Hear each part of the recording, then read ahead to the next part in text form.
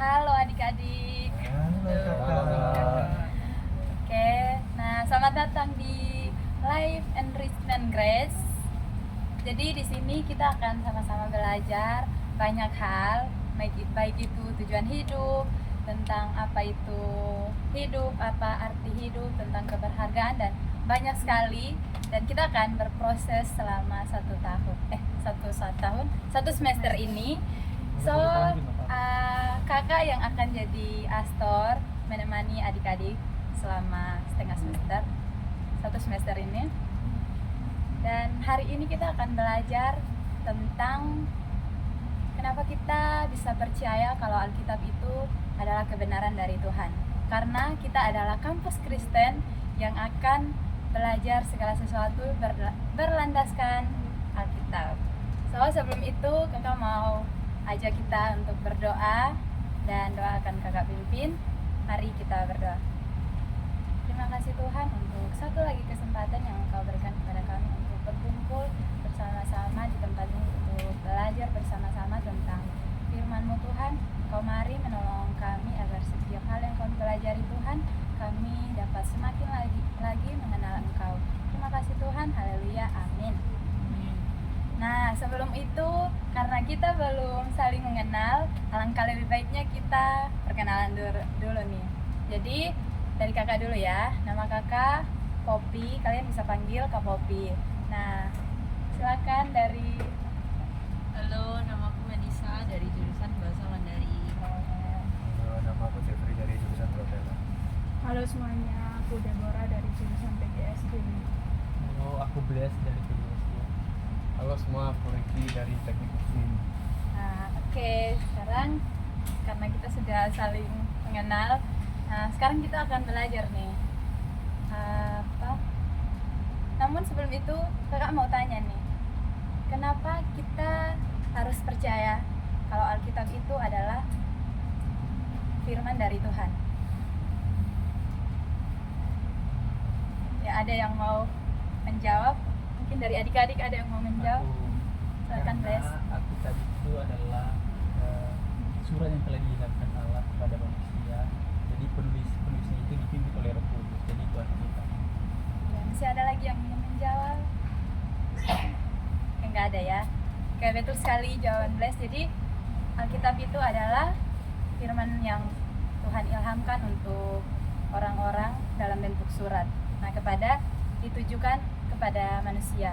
Nah, sebelum itu kita akan melihat dulu fakta-fakta nih tentang Alkitab. Nah, mungkin ada yang tahu Alkitab itu terdiri dari apa-apa saja? Ada yang tahu? Perjanjian baru dan perjanjian lama. Ya, betul, perjanjian baru dan perjanjian lama. Terus ada berapa kitab? Mungkin ada yang tahu ada berapa kitab dalam Alkitab? 66.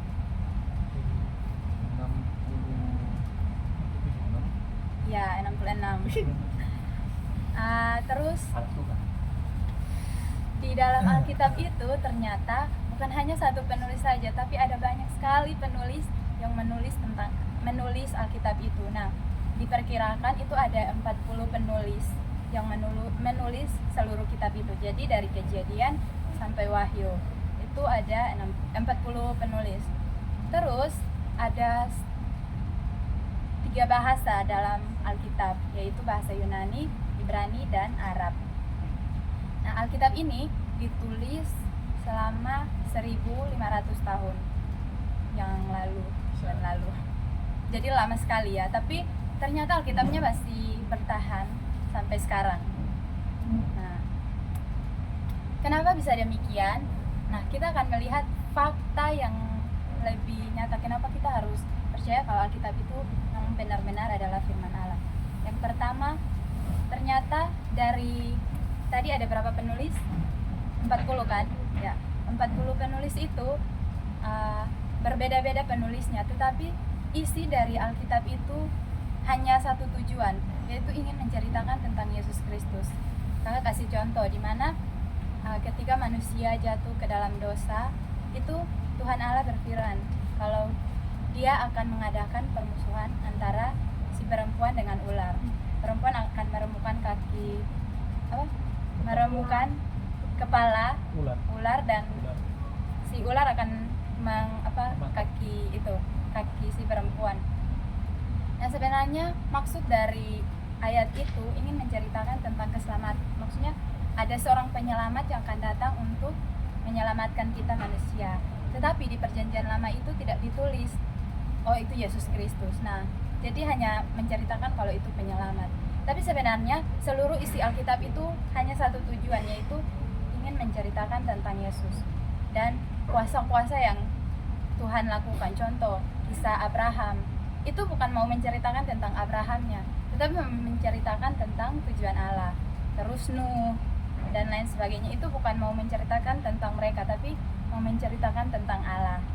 Nah, dan bayangkan, coba adik-adik bayangkan, kok bisa ya dari 40 penulis dan semua ceritanya itu saling terkait satu sama lain. Kan kalau misalnya dipikirkan secara logika manusia tidak bisa kan. Kok pemikiranku berbeda dengan pemikiran Melissa, dengan pemikiran Jeffrey dan pemikiran Deborah. Jadi tidak mungkin itu punya terkait, saling terkait.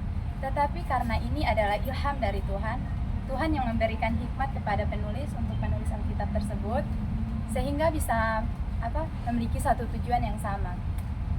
Nah, dan bukan berbicara tentang 40 penulis itu, tapi sebenarnya skenario dalam Alkitab itu penulis yang sebenarnya adalah Allah sendiri, sehingga bisa saling terkait satu dengan yang lain. Nah, sekarang kakak mau kasih satu ilustrasi. Semua tahu pulpen kan, pena?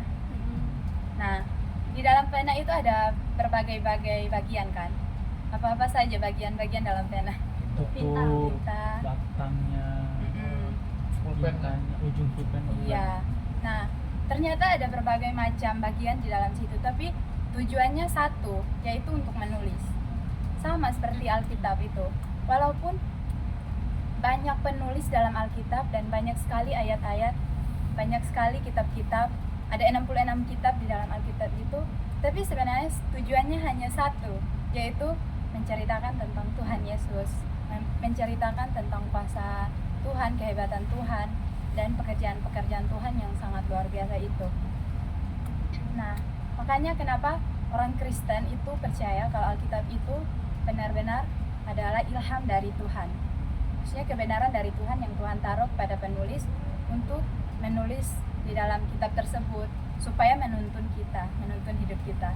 Nah, kita akan baca satu ayat secara bersama-sama di 2 Timotius 3 ayat 16 sampai 17. Oke, 3, 2, 1. Segala tulisan yang diilhamkan Allah memang bermanfaat untuk mengajar, menyatakan kesalahan, untuk memperbaiki kelakuan, dan untuk mendidik orang dalam kebenaran. Dengan demikian, tiap-tiap manusia punya Allah diperlengkapi untuk setiap perbuatan baik. Nah, jadi sebenarnya Alkitab itu sangat mempunyai dampak yang sangat besar untuk kita, untuk mengajar, untuk menyatakan kesalahan, untuk memperbaiki kelakuan. Intinya Alkitab yang akan menuntun hidup kita ke depannya gitu. Jadi percaya kalau misalnya, apakah kalian percaya kalau Alkitab adalah firman dari Tuhan? Percaya. Nah, jadi kita akan sama-sama untuk terus membaca Alkitab, karena Alkitab adalah firman dari Tuhan yang akan menuntun hidup kita. Nah, sebelum menutup, kita ambil waktu sejenak untuk berdoa secara pribadi.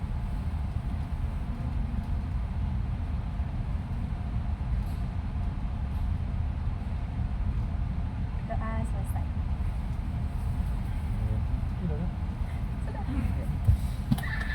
Sembilan.